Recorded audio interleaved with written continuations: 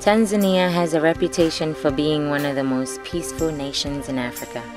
However, despite signing various international agreements to protect human rights, especially those of women and girls, almost 50% of Tanzanian women have undergone physical and/or sexual violence. Most of this violence is perpetrated by their current or former partners or husbands.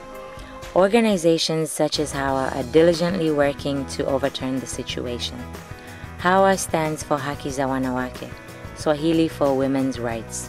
It is a vibrant, not-for-profit, non-governmental organization which focuses on enhancing the socio-economic rights of women and children in Tanzania.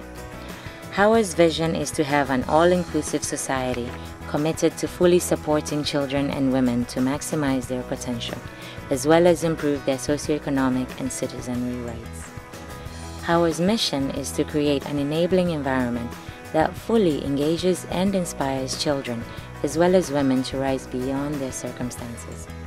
The three main goal areas that Hawa works on are rights and entitlements of women, child protection, and sustainable livelihoods for out-of-school girls. Hawa's objectives are to raise awareness on gender-based violence and all other forms of violations of human rights, as well as promote and support survivors of gender-based violence.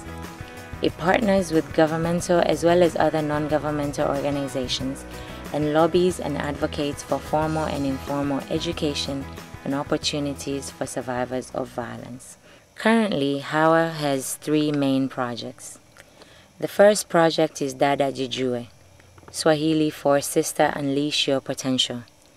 It is an initiative that targets vulnerable girls who have dropped out of school and are working as domestic workers in the city of Dar es Salaam. The young female domestic workers undergo capacity buildings in the areas of life skills training, home management, child care, basic catering, and financial management, as well as savings. Nimejifunza kupika chakula kizuri.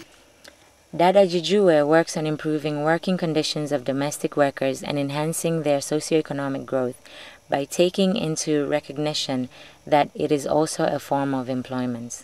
So far, 19 girls in Dar es Salaam have been trained. The aim of Dada Jijue is to create a generation of young women who are responsive to challenges facing them by creatively seeking solutions to these challenges. Mimi ni mmoja kati ya watu ambao nilifanya hizi kazi, nikawa na shauku ya kuweza kuwasaidia ndugu zangu baada ya mimi Mungu kunisaidia kufika hapa nilipofika. Katika kutazama nilikotoka, nikawa bado nawaangalia wafanyakazi wa kazi za nyumbani, hususan wanawake, changamoto wanazokutana nazo, kuona ni namna gani naweza nikawasaidia ili na wao siku moja waweze kujenga ndoto zao.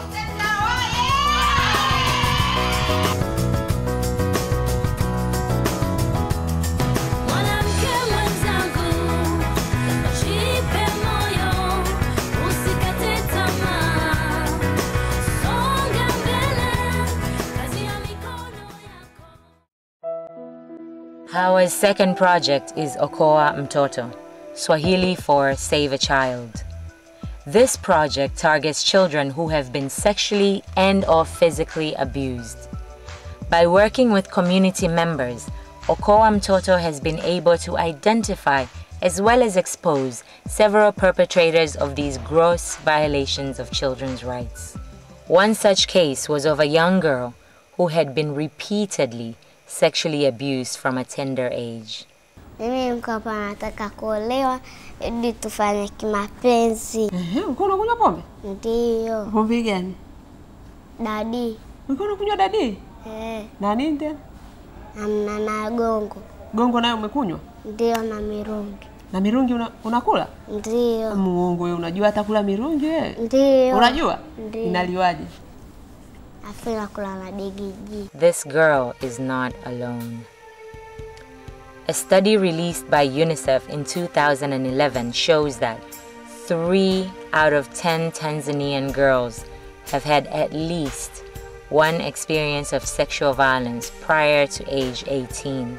Furthermore, 3/4 of Tanzanian girls and boys have experienced physical violence prior to age 18. What you are seeing now are pictures of a boy whose hands were severely burnt because he stole a mere 20 shillings from his stepmother, less than 1 cent. Okoa Mtoto creates awareness of these atrocious acts and works with the police as well as social welfare officers to report and provide the necessary services to the survivors and their families. Unfortunately, for these children, despite the healing of physical injuries, most of them will still struggle to come to terms with the psychological trauma for some time to come.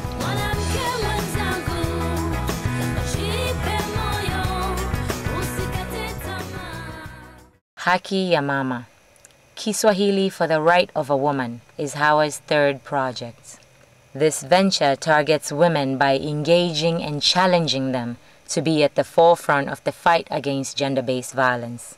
A recent case of a woman who was run over by her estranged husband's car and dragged on hard tarmac for more than 150 meters is clear evidence that there is more work to be done to reverse the situation. This woman, after enduring unspeakable agony and extended stays at the intensive care unit, died. Sisi tuko naomba serikali mtafute baba yetu tujue yuko sehemu gani. Ni unyama wa hali ya juu. This is not an isolated case. Another woman had her 4-month-old baby snatched from her hands by her husband's family. When she questioned how her baby was being fed, she was told that her pregnant sister-in-law was breastfeeding him. Ningependa serikali na kila kitu kinisaidie niweze kumpata mtoto wangu. Furaha yangu mimi ni mtoto wangu. Haki ya Mama works to create awareness and a support network for survivors of gender-based violence and their families. Dissemination tends to be a challenge for most intervention programs. However, Hawa has access to media houses which helps to shed light on issues pertinent to the public.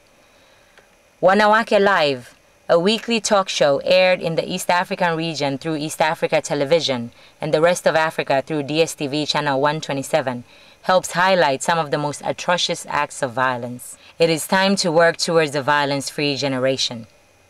Join hands with Hawa now to fight against all forms of violence and oppression against women and children.